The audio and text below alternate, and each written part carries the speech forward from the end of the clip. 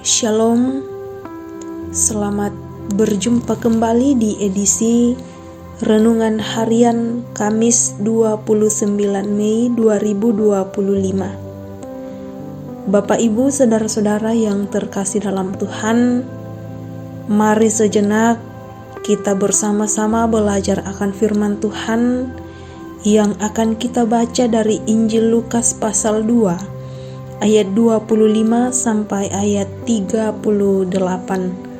Sebelum kita mendengar dan merenungkan firman Tuhan, mari kita satu dalam doa, kita berdoa. Kami bersyukur Tuhan untuk hari ini, hari baru yang Tuhan boleh karuniakan bagi kami. Kami boleh menikmati semuanya itu Tuhan, karena berkat dan pertolongan daripada Tuhan. Dan pada saat ini kami akan mendengar dan merenungkan firman-Mu. Tuhan tolong kami, biarlah kami boleh mengerti apa maksud firman Tuhan yang akan kami dengar dan renungkan pada saat ini. Bersabdalah Tuhan, kami telah siap untuk mendengar. Di dalam nama Tuhan Yesus Kristus kami berdoa. Amin. Injil Lukas pasal 2 ayat 25 sampai ayat 38. Firman Tuhan adalah di Yerusalem seorang bernama Simeon. Ia seorang yang benar dan saleh, yang menantikan penghiburan bagi Israel, dan Roh Kudus ada di atasnya. Kepadanya telah dinyatakan oleh Roh Kudus bahwa ia tidak akan mati sebelum ia melihat Mesias dari Tuhan. Ia datang ke bait Allah oleh Roh Kudus. Ketika Yesus anak itu dibawa masuk oleh orang tuanya untuk melakukan kepadanya apa yang ditentukan hukum Taurat, ia menyambut anak itu dan menggendongnya sambil memuji Allah, katanya, "Sekarang Tuhan, biarkanlah hamba-Mu ini pergi dalam damai sesuai dengan firman-Mu. Sebab mataku telah melihat keselamatan yang datang dari-Mu, yang telah Engkau sediakan di hadapan segala bangsa, yaitu terang yang menjadi penyataan-Mu bagi bangsa-bangsa lain, dan menjadi kemuliaan bagi umat-Mu Israel." Ayah dan ibunya heran akan segala sesuatu yang dikatakan tentang dia. Lalu Simeon memberkati mereka dan berkata kepada Maria, ibu anak itu, "Sesungguhnya anak ini ditentukan untuk menjatuhkan dan membangkitkan banyak orang di Israel, dan untuk menjadi suatu tanda yang menimbulkan perbantahan, supaya menjadi nyata pikiran hati banyak orang. Suatu pedang juga akan menembus jiwamu sendiri." Ada pula seorang nabia bernama Hana, anak perempuan Fanuel dari suku Aser. Sesudah kawin, ia hidup bersama suaminya 7 tahun lamanya, lalu menjanda sampai berumur 84 tahun. Ia tidak pernah meninggalkan bait Allah, dan siang malam beribadah dengan berpuasa dan berdoa. Pada hari itu juga, ia mendekat dan mengucap syukur kepada Allah. Ia berbicara tentang anak itu kepada semua orang yang menantikan pembebasan untuk Yerusalem. Sedemikian jala firman Tuhan. Yang dikatakan berbahagia ialah kita yang senantiasa menjadikan firman Tuhan sebagai pedoman dalam menjalani kehidupan ini. Amin. Pokok perenungan kita pada saat ini adalah perjumpaan yang menyukacitakan. Perjumpaan yang menyukacitakan. Bapak, Ibu, Saudara, ketika dalam kehidupan ini kita mengharapkan untuk berjumpa dengan seseorang yang sangat kita rindukan, dan itu boleh terwujud, maka tentu akan muncul rasa bahagia yang besar. Entah berjumpa dalam suasana suka maupun duka, Jika perjumpaan itu saling merindukan, pasti akan membawa sukacita dan rasa bahagia. Sebaliknya, jika kita berjumpa dengan orang yang tidak kita harapkan, maka yang terjadi yaitu saling cuek dan masa bodoh.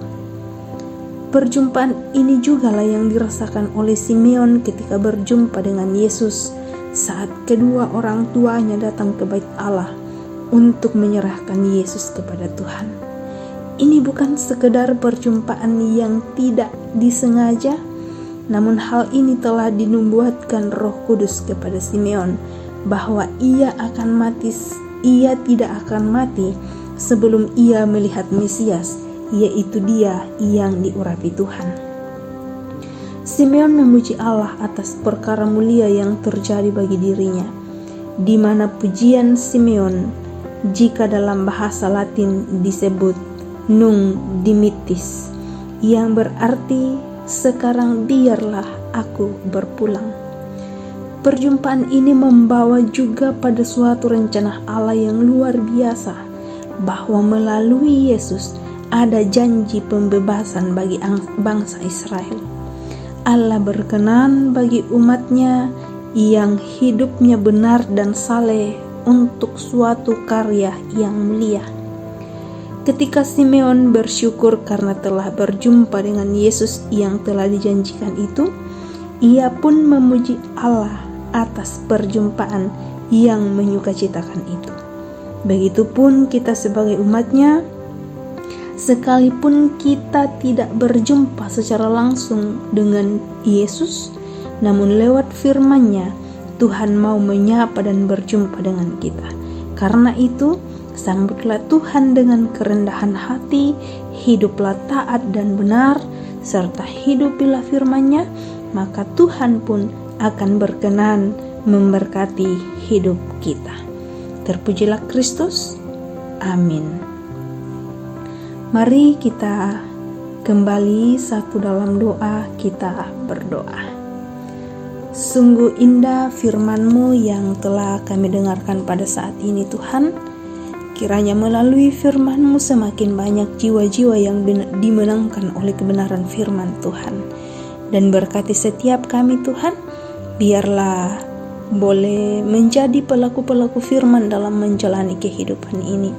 Kami bersyukur Tuhan untuk hari baru yang Tuhan anugerahkan bagi setiap kami.